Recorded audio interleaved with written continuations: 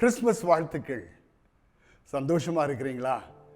என்னுடைய சார்பாகவும் என் குடும்பத்தின் சார்பாகவும் இந்த நாளில் வாழ்த்துதல்களை தெரிவித்துக் கொள்ள நான் விரும்புகிறேன். கர்த்தர் உங்களை ஆசீர்வதிப்பாராக, உங்களுடைய குடும்பத்தை ஆசீர்வதிப்பாராக. உண்மையிலேயே கிறிஸ்மஸ் பண்டிகையினுடைய அர்த்தம், நோக்கம் எல்லாம் இன்னைக்கு ஆவிக்குரிய ரீதியாக நமக்கு மிகுந்த ஆசீர்வாதங்களை கொண்டு வருவதாக. ரெண்டு சம்பவங்களை தொடர்புபடுத்தி அதுக்கு நடுவில் அந்த ரெண்டு சம்பவங்களுக்கும் தொடர்பான ஒரு சத்தியத்தை உங்களோடு கூட பகிர்ந்து கொள்ள நான் விரும்புகிறேன். ஒன்று, மெய்ப்பர்களை தேவதூதர்கள் சந்தித்தது. என்ன சொன்னாங்க? உங்களுக்காக பெத்லகேமில் மேசியா பிறந்திருக்கிறார். அடுத்தது, யோவான் 4ஆம் அதிகாரத்தில் ஆண்டவராகிய இயேசு கிறிஸ்து இப்படி ரட்சிப்பு மக்களுக்கு வேண்டுமே என்று சொல்லி வந்த ஆண்டவர் அங்கே பயங்கரமான ஒரு வாழ்க்கையை வாழ்ந்து கொண்டிருக்கிற அந்த சமாரியா ஸ்திரீயின் இடத்துல பேசுகிறார். அவருடைய வாழ்க்கை மாறுகிறத பார்க்கிறோம். ஆக இந்த ரெண்டு சம்பவங்களுக்கும் என்ன தொடர்பு? சரி, அதை ஒரு கதையின் மூலமாக விளக்க நான் விரும்புகிறேன். பெர்சியா தேசத்து ராஜா மாறுவேடம் போட்டு இந்த வயோதிப மனுஷன் ஒருவனை சந்திக்க சென்றாராம். பல முறை அவனை சந்தித்திருக்கிறார். அவனுக்கு இவர் தான் ராஜான்னு தெரியாது. ஒரு நாள் சந்தித்து விட்ட பிறகு அவனோடு கூட உணவும் உண்டாராம். அதற்கப்புறம் அவன்கிட்ட சொன்னாராம், நான் யார் தெரியுமா? நான் தான் இந்த நாட்டினுடைய ராஜா. நீ சாதாரணமாக ஏதோ நண்பன் நினைத்து கொண்டு இருக்கிற, நான் தான் ராஜா. சரி, உன்னை எனக்கு ரொம்ப பிடிச்சிருக்கு. ஆகையினால இந்த நாளில் உனக்கு என்ன வேணுமோ, என்ன வேணும்னாலும் சரி, எவ்வளவு சொத்து சம்பத்து பணம் எது வேணுனாலும் சரி கேளு, நான் தருகிறேன் என்று சொன்னாராம். அப்பொழுது அந்த மனுஷன் சொன்னானா, ஐயா, உங்களையே எனக்கு தந்திருக்கிறீங்க, நீங்க ராஜா, இந்த சாம்ராஜ்யத்தினுடைய பேரரசன், ஆனால் உங்களையே எனக்கு தந்திருக்கிறீங்க, அது போதையா. வேறு எந்த ஒரு சொத்தோ பணமோ எனக்கு அந்த அளவுக்கு பெரிய சந்தோஷத்தை கொடுக்காது. உங்களோடு கூட இந்த தொடர்பை, இந்த உறவை நான் வைத்துக்கொள்ள விரும்புகிறேன், அது போதையா என்று அவர் சொன்னாராம். புரிகிறதா? மெய்ப்பர்கள் மூலமாக வந்த செய்தி, உங்களுக்காக மேசியா, இந்த மனுக்குலம் முழுவதையும் ரட்சிப்பதற்காக மேசியா. அதான் செய்தி. இங்க சமாரியா ஸ்திரீயின் இடத்துல ஆண்டவர் தனியா பேசிக்கிட்டு இருக்கும்போது, அம்மா, ஜீவ தண்ணீரை நான் உனக்கு கொடுக்க முடியும். நீண்ட சம்பாஷணை, அதனுடைய சுருக்கம், அவருடைய வாழ்க்கை மாறுகிறது. சரி, நம்ம இன்னைக்கு இரண்டு முக்கியமான பாடங்களை இந்த ரெண்டு சம்பவங்களிலிருந்தும் படித்து கொள்ள போகிறோம். ஆனால் பொருள் இதுதான். கிறிஸ்மஸ் யாருக்கோ இல்லை, பொதுவான ஒரு கலாச்சார பண்டிகை இல்லை. கிறிஸ்மஸ் என் வாழ்வில், கிறிஸ்மஸ் என் வாழ்வில். கொஞ்சம் இதுக்கு கவனம் செலுத்த முடியுமா? முதலாவது பாடம் இதுதான். கிறிஸ்மஸ் தேவாதி தேவன் எனக்கு ஈவாக கொண்டு வந்த பரிசு. ரோமர் 6:23 நாம் பார்க்கிறோம், தேவனுடைய கிருபை வரம். தேவனுடைய கிருபை வரம் என்னன்னா, கிறிஸ்து இயேசுவினால் உண்டான நித்திய ஜீவன். பாவத்தின் சம்பளம் மரணம், ஆனால் கிறிஸ்துவனால நமக்கு நித்திய ஜீவன். ஆக கிறிஸ்து நமக்காக பிறந்தார் என்று சொல்லி கிறிஸ்மஸை கொண்டாடுகிறோம். இந்த கிறிஸ்து என்ன செய்தார் தெரியுமா? ஒரு நாளில் தன்னுடைய சீஷரோடு கூட சமாரியா கிராமம் ஒன்றுக்கு அவர் செல்லுகிறார். அங்கே நமக்கு தெரியும், சமாரியா ஸ்திரீ, அவளோடு கூட ஒரு சம்பாஷணை நடக்குது. அவ சொல்லுகிறார், நீர் யூதன், என்னிடத்துல எப்படி நீங்க தண்ணி கேட்க முடியும்? அப்போ ஆண்டவர் சொல்றாரு, இயேசு அவளுக்கு பிரதியுத்தரமாக, நீ தேவனுடைய ஈவையும் தாகத்துக்கு தாய் என்று உன்னிடத்தில் கேட்கிறவர் இன்னார் என்பதையும் அறிந்திருந்தாயானால் நீயே அவரிடத்தில் கேட்டிருப்பாய், அவர் உனக்கு ஜீவ தண்ணீரை கொடுத்திருப்பார். நமக்கு இந்த சம்பவம் தெரிஞ்சனால இது சுருக்கமாக சொல்ல விரும்புகிறேன். நீண்ட கதையின் சுருக்கம், அந்த ஜீவ தண்ணீரை அவ பெற்றுக்கிட்டான். இதை கிறிஸ்மஸோட தொடர்புபடுத்தி பார்ப்போம். கிறிஸ்மஸ் கொண்டாடுகிறோம், ஆனால் கிறிஸ்மஸுடைய நோக்கம், கிறிஸ்மஸுடைய அர்த்தம் நம்முடைய வாழ்க்கையில் ஒரு தாக்கத்தை விளைவிக்குமா? இந்த அளவுக்கு நம்முடைய வாழ்க்கை, உள்ளான வாழ்க்கை மாறுகிற அளவுக்கு கொஞ்சம் யோசித்து பார்ப்போம். நம்முடைய வாழ்க்கையில் அநேக உடைந்த உறவுகள், அநேகருக்கு மன அழுத்தம். குடும்பத்தை பார்த்தா எந்த அளவுக்கு கணவன் மனைவிக்குள்ள உறவு நெருக்கமாக இருக்கணுமோ அந்த அளவு இல்லை. அநேக தவறான புரிந்து கொள்ளுதல்கள். அது மாத்திரம் இல்லை, வேலை செய்கிற இடத்துல பிரச்சனை, அக்கம் பக்கத்தில் பிரச்சனை, உறவினர்கள்ட்ட பிரச்சனை. இதெல்லாம் மத்தியில் இயேசு எனக்கு தெரியும், நான் விசுவாசின்னு சொல்றதுல என்ன அர்த்தம் இருக்கு?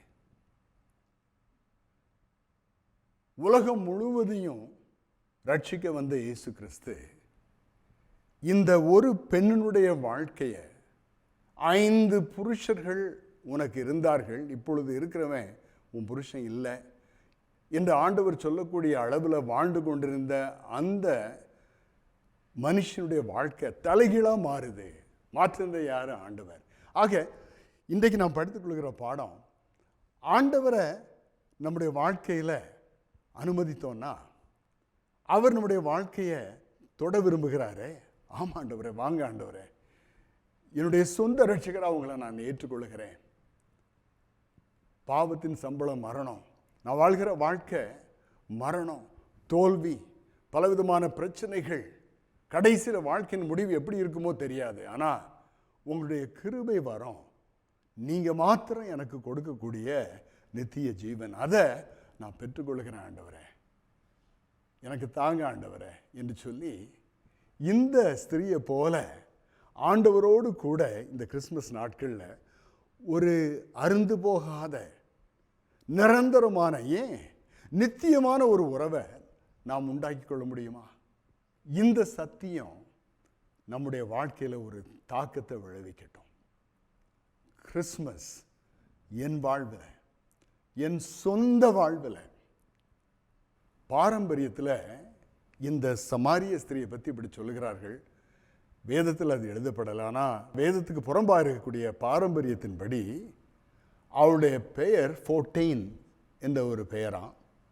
அவள் ஆண்டவரை ஏற்றுக்கொண்டது மாத்திரமல்ல, நமக்கு தெரியும் அப்பொழுதே தன்னுடைய கிராமத்திலிருந்து அநேகரை வரவழைக்கிறான். ஆண்டவருக்கு அவர்களோடு கூட தொடர்பு ஏற்படுகிறது. ஆண்டவர் அவளோடு கூட தங்கி அவர்களுக்கு தேவனுடைய ராஜ்யத்தை பற்றி தொடர்ந்து சொல்லுகிறார். இதெல்லாம் நமக்கு வேதத்திலேருந்து தெரியும். ஆனால் இந்த மனுஷி ஆண்டவரை ஏற்றுக்கொண்டு ஆண்டவருடைய சீஷியாக மாறி அநேகர் நீதிக்குட்படுத்தப்பட, அநேகர் ஆண்டவரை ஏற்றுக்கொள்ள அவள் வழிவகுத்தாள் என்று சொல்லி பாரம்பரியம் சொல்லுகிறது. நம்முடைய வாழ்க்கை அந்த அளவுக்கு மாற்றப்பட்டிருக்கா? இந்த கிறிஸ்மஸ்னால இந்த அளவுக்கு ஒரு தாக்கம் நம்முடைய வாழ்க்கையில் ஏற்படுமா? ஆண்டவரிடத்தில், ஆண்டவரே நான் பாவியா ஆண்டவரே, முன்னால் நிற்கும்போது ஒருவேளை மற்றவர்களோடு கூட நான் ஒப்பிட்டு பார்த்தேன்னா அவர்களோட நான் பல விதத்தில் நான் நல்லா இருக்கிறேன்னு சொல்லி ஒருவேளை எண்ணங்கள் வரலாம். ஆனால் ஆண்டவரோடு கூட நம்முடைய வாழ்க்கை நிரந்தரமாக இணைக்கப்படணும்னா, ஆண்டவருக்குள்ளே நாம் இருக்கணும், அவர் நமக்குள்ளே இருக்கணும்னா நிச்சயமாக பாவத்தை அறிக்கையிட்டு அதற்காகத்தான் ஆண்டவர் வந்தார். பாவிகளை ரட்சிக்க ஆண்டவர் வந்தார். அவர் தம்முடைய மக்களுடைய பாவங்களை மன்னிப்பார் என்று வேதத்தில் நாம் பார்க்கிறோம். ஆண்டவரிடத்தில் நெருங்கலாமா? ஆண்டவரே, உங்களை என்னுடைய சொந்த இரட்சகராக நான் ஏற்றுக்கொள்கிறேன். நான் பாவி, என்னுடைய பாவங்களை அறிக்கையிடுகிறேன், என்னை மன்னிங்க. உங்களுக்கும் எனக்கும் இதுவரைக்கும் இல்லாத ஒரு நெருங்கிய தொடர்பு ஏற்படட்டும் ஆண்டவரே என்று சொல்லி ஒப்பு கொடுக்கலாமா? பிரியமானவர்களே, மெய்ப்பர்கள் அந்த நற்செய்தியை கொண்டு சென்றாங்க. இன்றைக்கு உலகம் முழுவதும் அந்த செய்தி பரவி இருக்கிறது. இந்த சமாரிய ஸ்திரீ என்னுடைய வாழ்க்கையை ஆண்டவர் நிரந்தரமாக மாற்றினார்.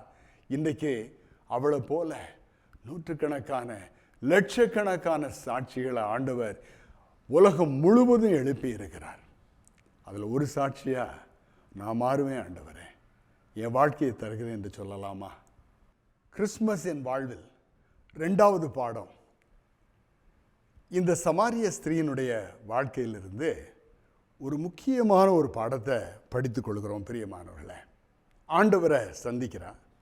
ஆண்டவர் சொல்கிறார், உனக்கு 5 புருஷர்கள் இருந்தார்கள், இப்பொழுது இருக்கிறவன் உன் புருஷன் இல்லை. அப்படி அர்த்தம் என்ன? வாழ்க்கையை மாறுதா? மாறுச்சு. மாறினால தான் வேகமாக ஓடுகிறான்.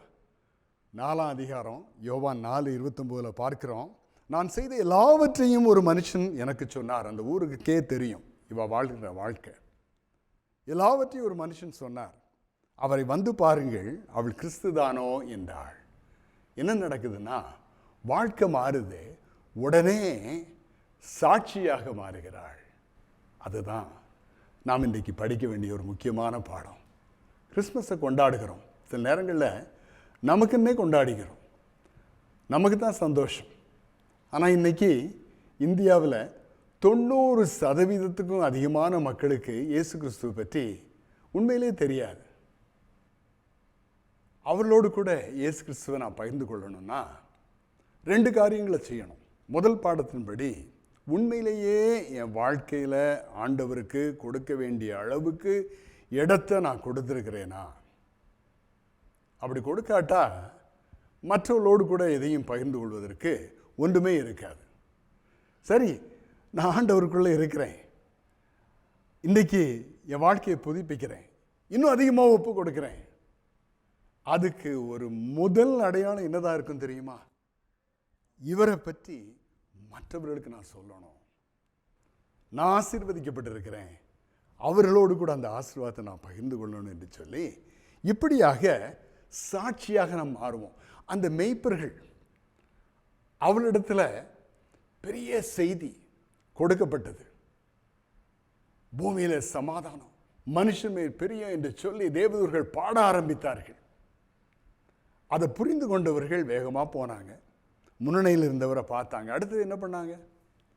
ஊரெல்லாம் போய் மேசியா பிறந்திருக்கிறார், மேசியா பிறந்திருக்கிறார் என்று சொல்லி சாட்சி சொல்ல ஆரம்பித்தாங்க. அல்லேலூயா! அதற்கான தருணம் இந்த கிறிஸ்மஸ் தினம். ஆண்டவர் நமக்காக வந்தார், நம் வாழ்க்கையை மாற்றினார். இன்றைக்கு உலகம் முழுவதுக்கும் அந்த நற்செய்தி கொடுக்கப்பட வேண்டும். ஒப்பு கொடுக்கலாமா? இந்த சமாரிய பெண்ணை பற்றி பாரம்பரியம் என்ன சொல்ல தெரியுமா? கொடுமையான பேரரசன் நீரோவின் காலத்தில் சிறைப்பிடிக்கப்பட்டாள், துன்புறுத்தப்பட்டாள், பயங்கரமாக துன்புறுத்தப்பட்டாளாம். ஏன்னா தொடர்ந்து சாட்சி சொல்லிக்கிட்டே இருந்தாளாம், அநேகர ஆண்டவர்களை கொண்டு வந்து கொண்டே இருந்தாளாம். கடைசியில் தண்ணி இல்லாத ஒரு கிணறுக்குள்ளே அவளை வீசி, அவள் மண்டை உடைஞ்சு, கால் உடைஞ்சு, கை உடைந்து, அங்கே இரத்த வெள்ளத்தில் அவள் மரித்தாளாம், இரத்த சாட்சியாக. அந்த அளவுக்கு நமக்கு நேருமோ இல்லையோ தெரியல. ஆண்டவருக்காக எதையும் செய்ய நாம் துணிந்து விடுவோம். குறைந்தபட்சம் சாட்சியாக வாழலாம், சாட்சி சொல்லலாம், மற்றவர்களை ஆண்டவரிடத்தில் கொண்டு வரலாம். ஜெபிக்கலாமா? ஆண்டவரே, இந்த சந்தோஷமான கிறிஸ்மஸ் நாளுக்காக உமக்கு நன்றி செலுத்துகிறேன். என்னுடைய வாழ்க்கையை முழுவதுமாக நீங்கள் ஆக்கிரமித்துக் கொள்ளுங்க, முழுவதுமாக விட்டு தருகிறேன். அடுத்தது, என்னுடைய வாழ்க்கையின் மூலமாக உங்களுடைய நாமம் மகிமைப்பட வேண்டுமே, என்னை ஒப்பு கொடுக்கிறேன். சாட்சியாக வாழ, வாயை திறந்து சாட்சி சொல்ல, ஊழியத்தின் காரியங்களில் வேண்டுமென்றே ஈடுபட நான் ஒப்பு கொடுக்கிறேன். உங்களுடைய நாமத்தை என்னுடைய சொந்த வாழ்க்கையில் நான் மகிமைப்படுத்துவேன். உங்களுடைய நாமத்தை மற்றவர்களுக்கு முன்பாக சொல்லி, அவர்களுக்கு உம்மை பற்றி அறிவித்து, அவர்களையும் உன் பக்கமாக கொண்டு வருவதன் மூலமாக உம்மை நான் மகிமைப்படுத்துவேன். ஒப்பு கொடுக்கிறேன். உம்முடைய நாமம் தொடர்ந்து உயரட்டும், வாழ்த்தப்படட்டும். உம்மை ஆராதிக்கிறேன், நன்றி செலுத்துகிறேன். இயேசு கிறிஸ்து மூலமாய் ஜெபிக்கிறோம் பிதாவே. ஆமென்.